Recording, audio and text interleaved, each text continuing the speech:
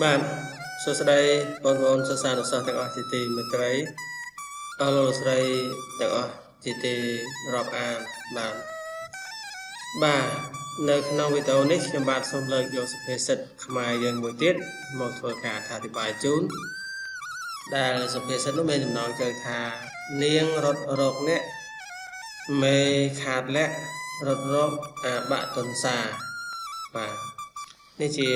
សុភាសិតរបស់ខ្មែរយើងបាទអញ្ចឹងដើម្បីកុំឲ្យខាត់ពេលវេលាយូរបាទខ្ញុំសូមធ្វើការបង្ហាញតកតងនឹងសុភាសិតនេះដោយតទៅបាទចំពោះបងប្អូនក៏ដូចជាអនុលោកស្រីដែលមានចម្ងល់តកតងទៅនឹងសុភាសិតខ្មែរឬមួយក៏បញ្ចូលពាក្យវេយ្យាករណ៍ពាក្យសូរដូចពាក្យន័យដូចអីអាចសាកសួរបានបាទអរគុណសូមរីករាយដោយតទៅបាទនិយមន័យនៃសុភាសិតនេះមានន័យថាប្តីប្រពន្ធដែលមាននិស្ស័យកម្មត្រូវគ្នាបាទប្តីប្រពន្ធដែលមាននិស្ស័យកម្មត្រូវគ្នានាងរត់រកអ្នកមេខាតលាក់រត់រកអបរសាបាទអស់លោកស្រីប្រហែលជាធ្លាប់ឮហើយបាទខ្មែរយើងនៅក្នុងការទុកដាក់កូនចៅគឺតែងតែប្រកាន់ភ្ជាប់នៃប្រពៃណីដ៏តឹងរ៉ឹងតាំងពីបុរាណមកបាទនៅក្នុងការផ្សំគុំកូនចៅឲ្យមានគូសកលគឺគាត់តែងតែមើលគាត់មិនបដ ாய் កូនចៅហ្នឹងរើសរកដោយស្រេចតែចិត្តទេហើយក៏យើងមានសុភាសិតមួយដែរគឺនំមិនធំជាងនាឡិបាទតកតងទៅនឹងការរើសគូសកលនេះឯសុភាសិតនេះគឺមានន័យថាប្តីឬប្រពន្ធដែលមាននិស្ស័យកម្មត្រូវគ្នាឬក៏យើងនិយាយថាឆ្នាំងណាក្របនឹងបាទពាក្យពីដើមណាបាទឆ្នាំងណាក្របនឹងបាទពាក្យទំនៀមបុរាណនេះលោកចង់ពោលទៅដល់គូប្តីប្រពន្ធណាដែលមានកិរិយាមាយាទសមស្របគ្នាធម្មតាមនុស្សដែលមានចិត្តគំនិតប្រហាក់ប្រហែលគ្នានិស្ស័យកម្មក៏ប្រហាក់ប្រហែលគ្នាដែរបាទនេះគឺជាការត្រឹមត្រូវព្រោះយើងនៅក្នុងសង្គមខ្មែរខ្លះក៏តែនឹងគេឃើញថាបើប្តីផឹកស្រាប្រពន្ធលេងល្បែងអាហ្នឹងគឺវាត្រូវគ្នាណាបាទថានិស្ស័យកម្មដូចគ្នាបើប្តីវ័យពីងប្រពន្ធវ័យចានបោកចានបាទឯគេអ្នកដែលបាននិស្ស័យល្អគឺគេល្អទាំងសងខាងទៅបាទស្រាក៏មិនផឹកបរិយមិនជក់ល្បែងក៏មិនលេងពេលលេងអាបាសែបាទឯអ្នកដែលលេងហ្នឹងគឺបានភរិយាមកបាទតែងតែត្រូវគ្នាហើយ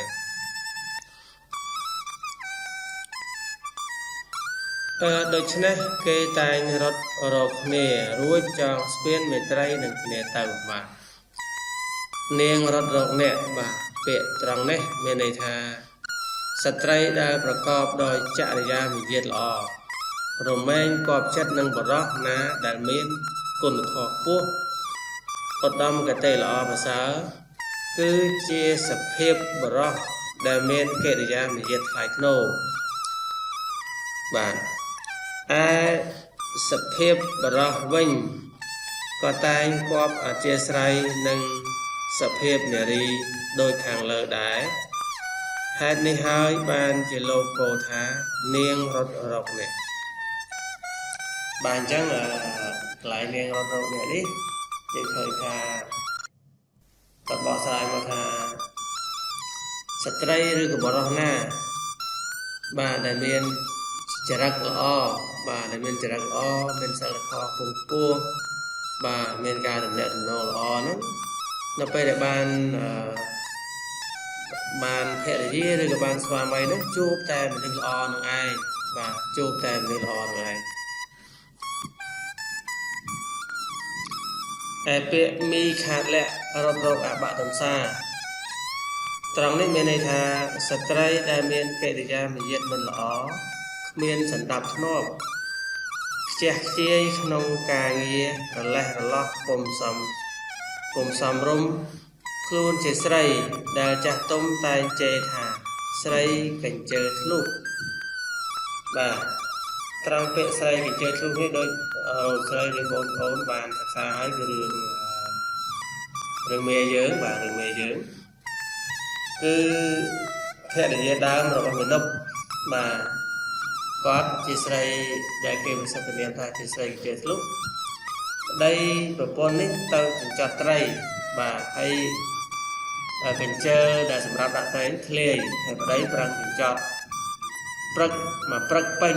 បាទចិញ្ចត់បានតែប្រពន្ធនោះអត់ចុកប្រហោងដែលធ្លាយនៅកញ្ជើនោះជ្រុះអស់បាទជ្រុះអស់ចិញ្ចត់បានជ្រុះប៉ុណ្ណឹងអត់សល់បាទតែមាណពជាមនុស្សល្អស្លូតត្រង់បាទនោះហើយនៅពេលដែលភរិយានាយសម្បូរឃើញថាស្ត្រីដែលជាភរិយាមាណពនោះក៏អត់ចេះចុកកញ្ជើក៏ប្រពោលពាក្យមកថា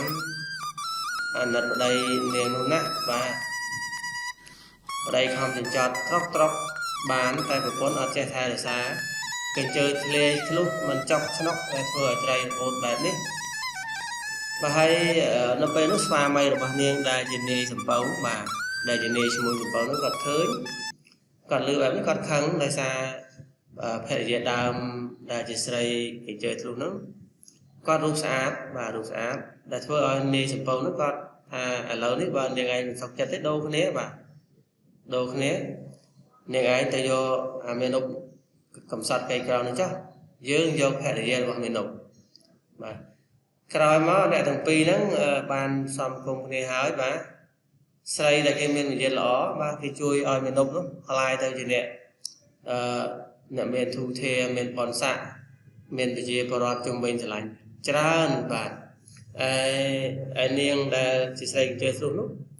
ត្រូវបាននាយសំពៅយកទៅបាទគឺរលេហិនហើយទ្រព្យសម្បត្តិបាទសូម្បីតែកន្ទប់អាចកូនបាទកន្ទប់កូនហ្នឹងក៏ជូតហូល6ដែរជូតហើយអត់ចេះបោកទេបោះចោលបាទឆ្នាំងចានហូបហើយអត់ចេះលាងទេហូបថ្ងៃហ្នឹងហើយបោះចោលហើយតែមានលុយចង់បញ្ចប់ទៅជាអ្នកក្រីក្រទុរគតបាទនេះហើយបានគេដាក់ឈ្មោះថាមីខាតលៈរកអបតសានោះឯងបាទស្រីដែលមានលក្ខណៈបែបនេះតែតែពេញចិត្តទៅនឹងបរោះកញ្ជើធ្លាយមានន័យថាបើស្អីកញ្ជើធ្លុះប្រុសនោះគឺកញ្ជើធ្លាយហើយដែលលោកព្រាបដូចទៅនឹងកំបិតបាក់ទន្សានៅលើដងកំបិតយើងឃើញណាតែមានកន្លែងដែលគេផ្សារជាប់ដើម្បីដាក់ដងងាយស្រួលកាន់អញ្ចឹងលោកដូចព្រាបដូចទៅនឹងកំបិតបាក់ទន្សាពិបាកកាន់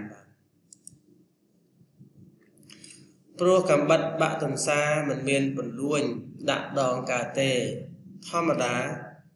កំបិតដែលគ្មានដងទោះបីកាប់អ្វីក៏ពុំកើតដែរបើកាប់បានបន្តិចបន្តួចក៏ទាំងត្រដាបត្រដួសអត្តចរិតបុគ្គលិកលក្ខណៈរបស់មនុស្សដែលមាននិស្ស័យប្រហាក់ប្រហែលគ្នាតែងតែរត់រកគ្នាជានិច្ចបាទកន្លែងនេះហើយដែលពាក្យខ្មែរយើងមិញថានាងកញ្ជើធ្លុះជួបបរោះកញ្ជើធ្លាយបាទសុភាពបរោះជួបនឹងសុភាពនារីជាគូបាទជាគូរបស់គេហ្នឹងឯងបាទអញ្ចឹងការបកស្រាយសុភាសិតនាងរត់រកអ្នកជួប